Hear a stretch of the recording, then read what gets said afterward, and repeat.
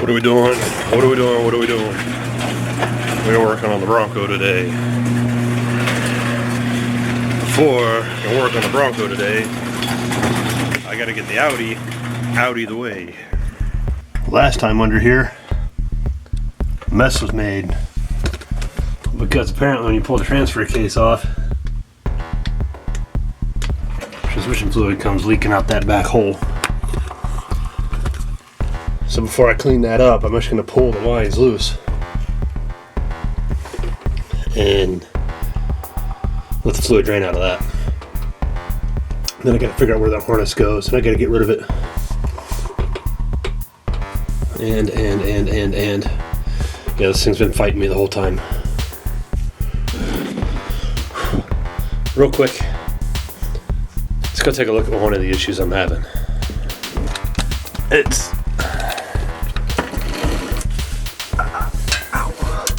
that right there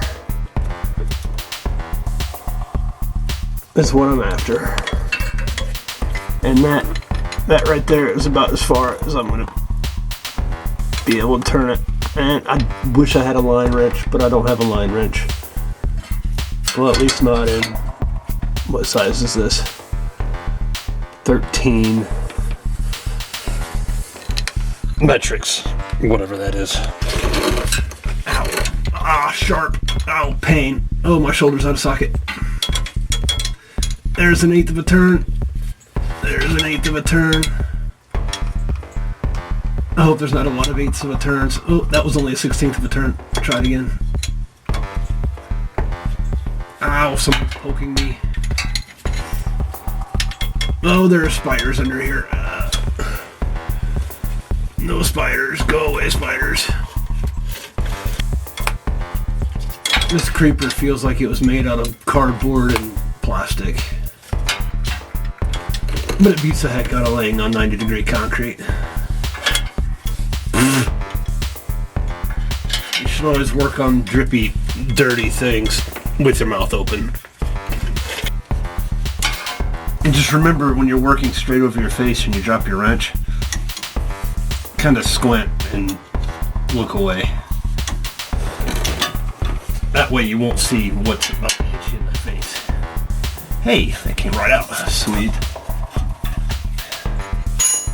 Now there's a plug right there that I can't get to because there's a heat shield in the way. Ah! I had a blowout. Here's another tip for you. While we're waiting for me to find the right wrench. While you're working on stuff and you're using wrench after wrench after wrench, ratchet after ratchet, just kind of leave them scattered all over the place. Makes them real easy to find. Righty, tighty, lefty. I had it right the first time. Mother of bending the wrench. Son of a gun, I can't get a proper ratchet on it. Which I don't think I had the room to get a proper ratchet on to start with. That was almost my face.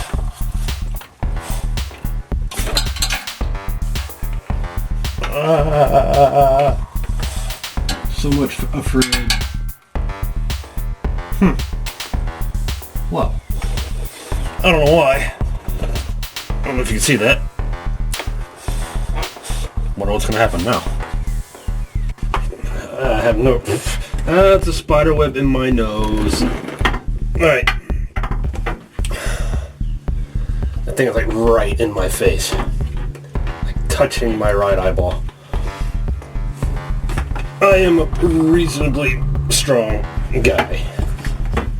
And in my old age, I've gotten to be pretty heavy. And I was just dangling my weight off of the 3/8 drive ratchet, and that bolt wasn't coming loose. So I don't know what 400-pound gorilla got it on there, but this 200-pound gorilla had to fight it to get it loose. And there's just no call for that. And watch, I can't even get this in there. Ah, something in my eyeball.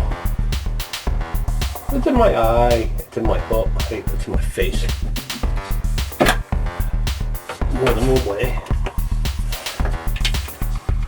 There is more than one way to castrate a hippopotamus. So much frustrating. So much.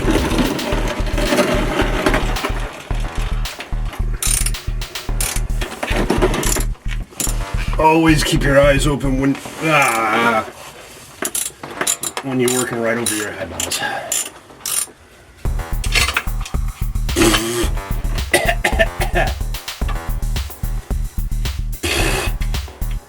Somebody used something on that to make it stick. Smells kind of funny. Best practice, when you need to hang bracketry and stuff out of the way, hang it from a fuel line. Safest way to do it. Hey, there's a sticker there that says made in Canada. I think that's all the major impediments keeping this thing from coming out. So now I just need to get the starter loose, get the torque converter bolts loose, then get the 6 big bolts loose. Cross member comes loose. There's a bunch of fasteners holding the cross member on, but most of those I should be able to get to with an impact, which is good because they're nice and big. Hey, that's a 3/8. I know what I can get on that. That'll save me all kinds of hassle and headache and heartache and pain. Well, Derek from Vice Grips Garage says, take the 2 bolts holding the starter loose and let it fall and hang from the lead. Then you get the lead off really easy.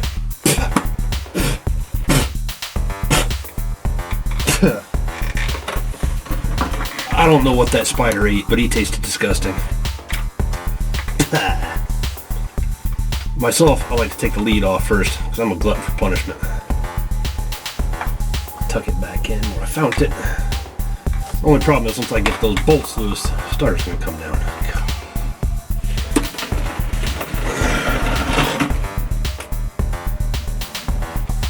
I wonder how much of my headaches are because custom or because Ford. Tell you what though, that one is gonna be that one's gonna be annoying to get to. What size are your 9/16?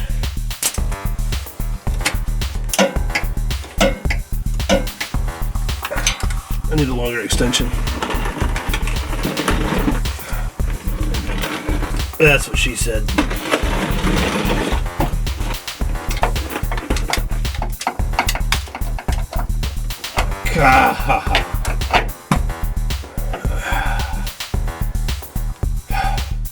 Extension too long. Let's see if it's working right. Yep, it works. That extension's too long, but it works. Motor mount's in the way. And this is why I go to work sore in the mornings.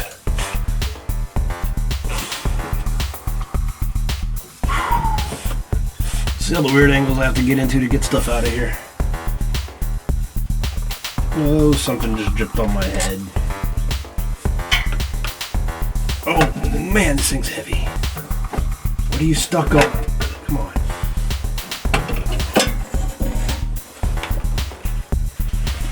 What a weird angle.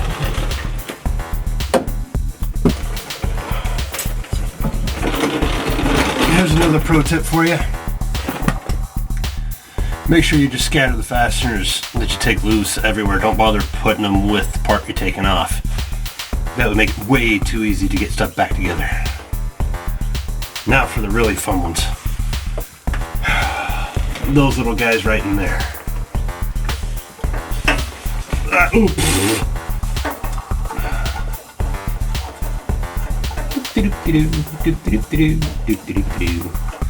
That light make my forehead look shiny.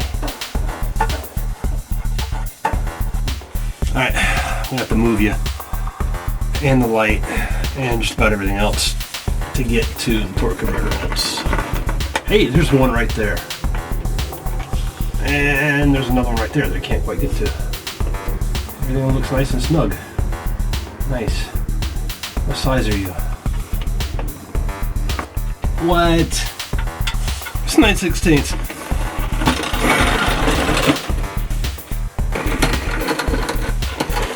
Now these are blue Loctited on. So this is gonna be tough.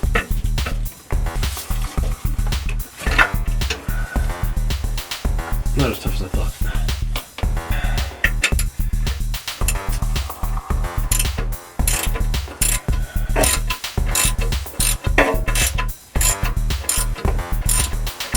I could pontificate on the benefits of using blue Loctite instead of red, but I think everybody here knows you use a red Loctite on something, you're just looking to screw the next guy. The problem being, I am the next guy. Come on.